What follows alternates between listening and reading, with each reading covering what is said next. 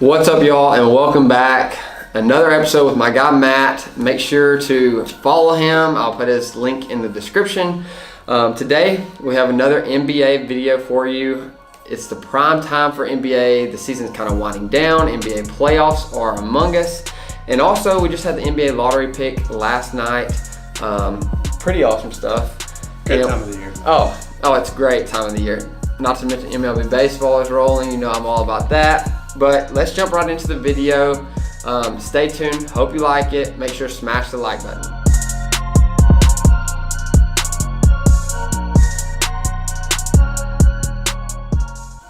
All right, so kicking off this video, we're going to go real quickly with these first two topics. MVP this year, who you got?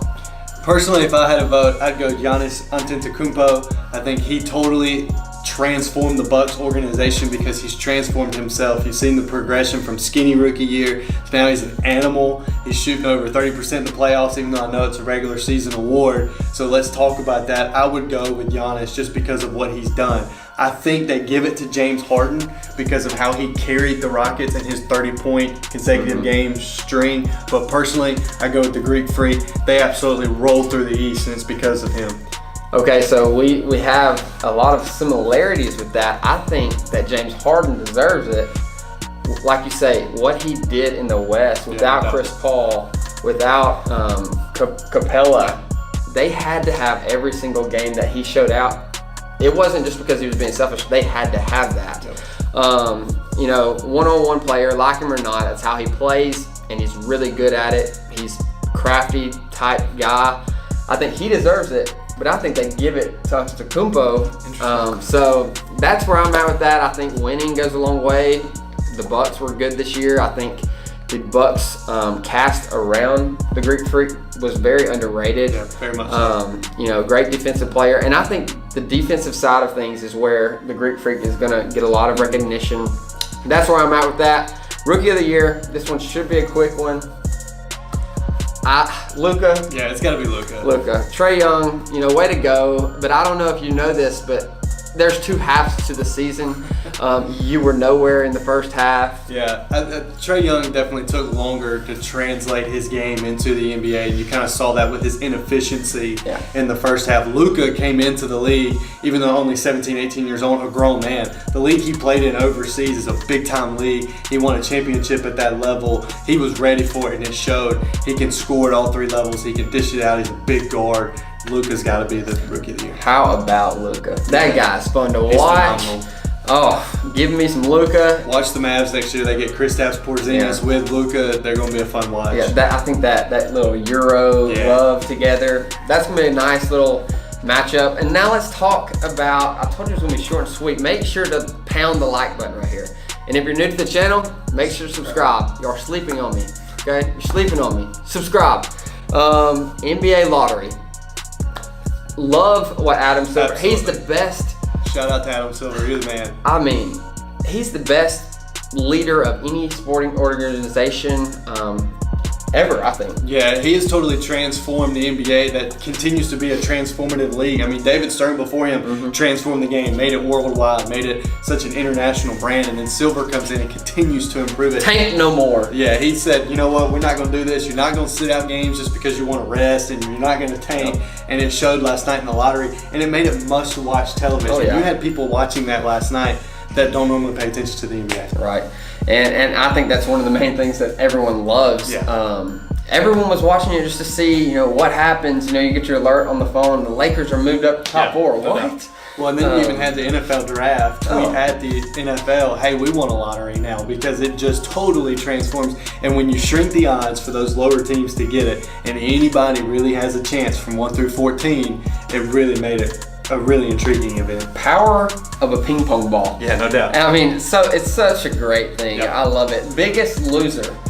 Yeah, I think two jump out to me. The Celtics won. They had a chance to get that Grizzlies pick, have two in the top 14. They got 14 and lost out on the Grizzlies pick. Kind of hurt them with maybe making some trades here before the draft. And then the poor Hawks, they had two, and they ended up with 7 and 9. One probably looked like it was going to be top 5, but hey, it's the way the ball fell. Right, and I'm going to go another way. Obviously, they lost. That's for sure. The Suns, they were also definitely a loser. But I'll say the Celtics. Celtics had a great chance of landing AD with wherever this draft pick landed. With what they came out with, what did they end up? They got 14. They are 14th. That basically puts them out of the Anthony Davis race. Well, without giving up one of those prospects they got, they're going to have to throw in Tatum or Brown, somebody like that, with that pick to have a chance. Right, so I think they're a loser for sure. And then the biggest winner, obviously, I think the Memphis Grizzlies, but grit and grind. Yeah. But the Pelicans. Oof. Gosh. I mean, to get lucky again, right? They won in 2012 with Anthony Davis off a year where they got burned by the Chris Paul saga. Then they have the Anthony Davis saga, and now they get the Zion. Right. Obviously, that's huge. But really, and as much as I hate to say it, and both of those teams were in the 7 to 9 range projected. Yeah, no with doubt. Their percentages. And jump up to 1 and 2. Oh, love it. Huge for love the it, Grizzlies. Adam. No doubt they're going to draft John Morant, let him play with Mike Conley, learn that, be the cornerstone going forward. It's big for the Grizzlies. Another winner, I hate to say it, the Lakers, sneaking into the 4th spot. All right, Bron, chance see what you can do. to either make some moves, draft a guy. Personally, I think they need to go with Hunter out of Virginia, but that's just my opinion. You want to know one more loser? It's a head coach, a very new head coach. You know what I'm thinking? Oh yeah, go for it. Boeheim. Oh, baby.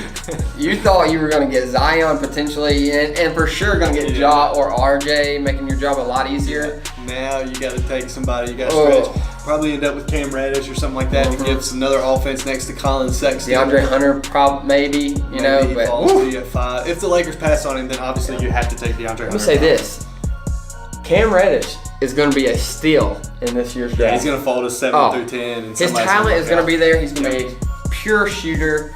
Watch out, Cam. I still believe in you. Blue Devil love. It's a brotherhood, you know. I firmly believe that.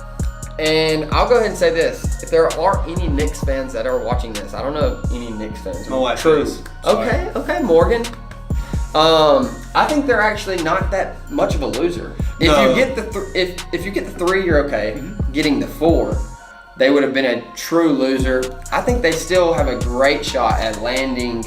You're still gonna get RJ probably if you want him. RJ was a consensus #1 pick going into this year, and now Zion impressed, Ja impressed, but he was every single high school category. Yeah. He was outstanding, and he won every award. Well, and RJ's the guy, too, that he can score at all 3 levels. He can get to the rim. He's got a good mid-range game. He can shoot it from the 3. He's got to develop a little bit defensively, but when you surround him with the 2 max free agents you're talking about getting, then you have a chance to really put something special together if you don't get AD. Right, and one other thing about RJ, he's a lot like Luka. He's been playing with grown men for a long time. For sure. And I think that's something that's going to be good. RJ and Zion Williamson, could it happen?